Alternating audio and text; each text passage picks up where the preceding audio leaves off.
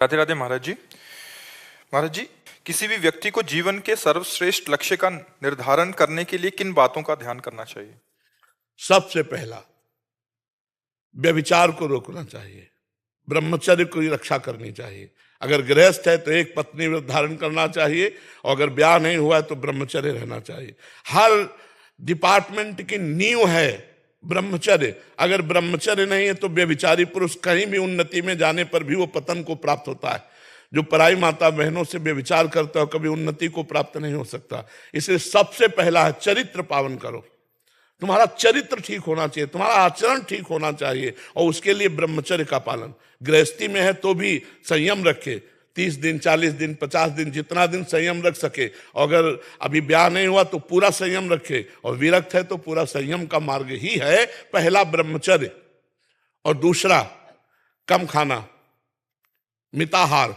अगर ज्यादा भोजन करेगा तो ना ब्रह्मचर्य रह पाएगा, ना भजन कर पाएगा, ना कोई शक्तिशाली काम।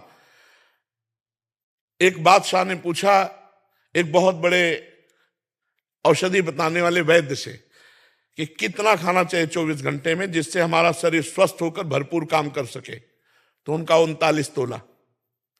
एक तोला का मतलब होता है 10 ग्राम, 390 ग्राम होता है। मतलब 400 ग्राम अगर भोजन पालो तो 24 घंटे आप पुष्टतापूर्वक कार्य कर सकते हो। और बोले जो अधिक पाता है बोले वो आंतों को बोझा देता है और जीवनी शक्ति कमजोर होती है, वो पचने में ही लग जाती है। तो हम कह रहे 400 ग्राम एक बार का बादशाह से कहा 2 बार रख लो। 400 ग्राम एक बार दोपहर के पा लो 400 ग्राम, लेकिन 400 ग्राम तो नहीं 1500 पहुंच जाता होगा। भोजन मिताहार हमारे शास्त्रों ने आज्ञा करी है। क्षुद्र व्याधि चिकित्सताम, क्षुधा रूपी व्याधि की चिकित्सा करो। भिक्षान्न औषधम, औषधि की तरह। 4 रोटी, थोड़ी मूंग की दाल, अरहर की दाल, थोड़ा चावल भोग लगा के ठाकुर जी को पालो, 2 बार पालो। मिताहार, अगर भोजन पवित्र नहीं है और भोजन मित नहीं है, अब ये जो पिज्जा बर्गर सब ये चीजें ना, ये भजन साधन और लक्ष्य की बात जाने दो, सब ये बुद्धि को भ्रष्ट करने वाले अपवित्र आहार हैं और लीवर को खराब करने वाले गरिष्ठ पदार्थ हैं।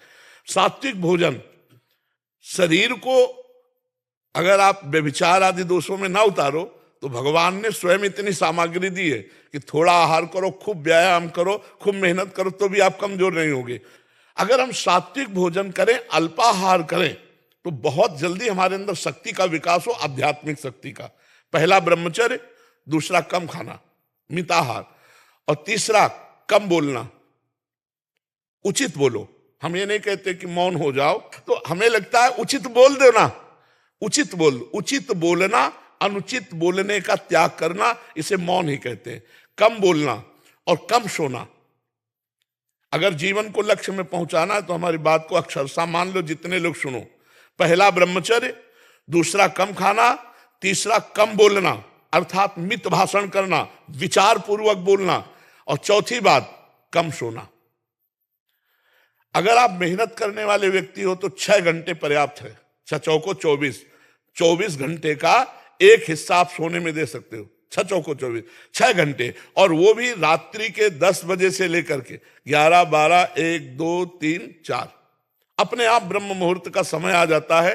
6 घंटे बाद आप उठिए 4 बजे, और 4 बजे उठ करके अपनी दिनचर्या कीजिए। व्यायाम नित्य कर्म करके भगवान नाम जप, जो पाठ करते हैं वो पाठ कीजिए।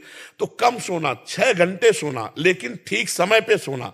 अब आजकल लोग 1 बजे 2 बजे सोते हैं और दिन के 7-8 बजे तक सोते रहते, फिर जगते। क्या दिनचर्या! भगवान भुवन भास्कर उदय हो गए, तुम्हारी आयु, श्री, कीर्ति, पवित्रता, बुद्धि सबका नाश हो जाएगा।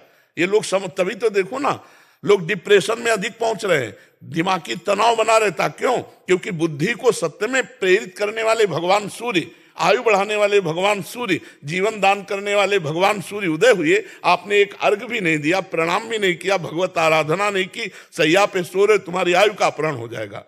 तो ये 4 बातें ध्यान रखनी होगी। ब्रह्मचर्य, कम खाना, कम बोलना, कम सोना, और फिर जिस मार्ग के पथिक बनो, उन संत महापुरुष का आदेश लेकर उनके अनुसार उपासना करो। आप देखो परिपक्व हो जाओगे। लक्ष्य है भगवान की प्राप्ति। अगर मनुष्य शरीर धारण करके सच्चिदानंद प्रभु को प्राप्त नहीं किया, भगवान को प्राप्त नहीं किया, तो फिर जीवन कर जीवित मुर्दे के समान है। जिन हरि भगत हृदय नहीं आनी, जीवित सौ समान थे प्राणी। लक्ष्य बनाओ भगवत प्राप्ति, और ऐसे चलो, देखो आनंद आ जाएगा। कम खाना, कम बोलना और कम सोना, और अधिक नाम जप करते हुए खूब मेहनत करो। यहाँ सोने के लिए नहीं आए, यहाँ कमाने के लिए आए हैं। और ऐसी कमाई करो जो ले चलो, क्या नाम ये रुपया, बैंक बैलेंस, ये जमींदारी, ये जितने भी डिग्रियां हैं और जितने भी पद है, सब यही रह जाने वाले प्यारे। हम तो कई बार कहते हैं कि होश में ऐसे देश में कमा रहे हो जहां से चवन्नी नहीं ले जाओगे, यही सब छुड़ा लिया जाएगा। अगर नाम जप किया वो तुम्हारे साथ जाएगा, नाम जप नहीं तो फिर जीवन निरर्थक है। कबीरा सब जग निर्धना, धनवंता नहीं कोई, धनवंता सोई जानिए जाके राम नाम धन होए। जो नाम जप रहा है वही धनी है जी। यद्यपि आपके दर्शन मात्र से समस्त संशयों का निराकरण स्वतः ही हो जाता है, तथापि एक प्रश्न कभी कभी मेरे मन में आता है।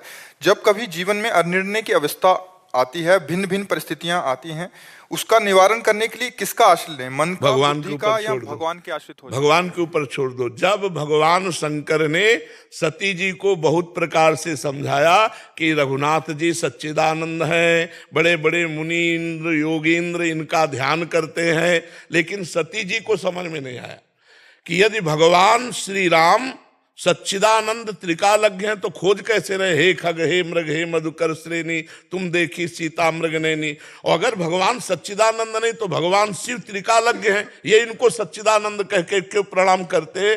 भगवान शंकर ने बार बार समझाया, जब नहीं समझ में आया तब कहा, जो तुम्हारे मन अति संदेहु तो किन जाई परीक्षा लेहु। अब हो ही सोई जो राम रचि राखा, को करी तर्क बढ़ावे शाखा, अस कही जपन लगे हरि नामा। ये सिद्धांत है। पहले हम प्रयत्न करें कि क्या ठीक है क्या नहीं ठीक है। जब हम ऐसी स्थिति में पहुंच जाए कि निर्णय करने लायक नहीं है, तो श्री भगवान के ऊपर छोड़ दे कि हे भगवान, आप मुझे संकेत करो, मुझे क्या करना चाहिए क्या नहीं करना चाहिए। तुरंत कोई ना कोई अंदर से उत्तर मिलेगा या बाहर से उत्तर मिलेगा, आप इंतजार करना। किसका प्रश्न है? जब ऐसी परिस्थिति हो तो भगवान के ऊपर छोड़ो। हो ही सोई जो राम रचि राखा, को करी तर्क बढ़ावे शाखा। भगवान के ऊपर छोड़ दो, ठीक निर्णय आ जाएगा। अभिषेक व्यास जी, बेंगलोर।